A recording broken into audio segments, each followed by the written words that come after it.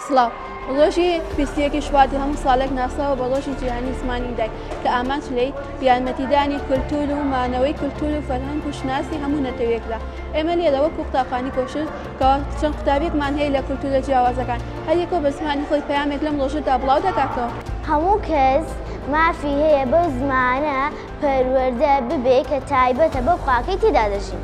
بچه‌ها میتواند با زبان مادر توانایی‌های خودشون را بچسباند. هەر نەتەوە ئەگەر سەر بە خۆیش نەبێت بەڵام زمانەکەی خۆی بپارێزێت هەرگیز نامێت و هەر ڕۆژێک دەستە دەکەوێت سەر بە خۆش debet.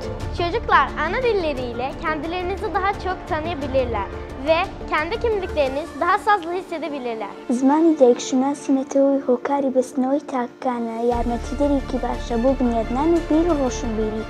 Everybody has the right to be educated with their mother language.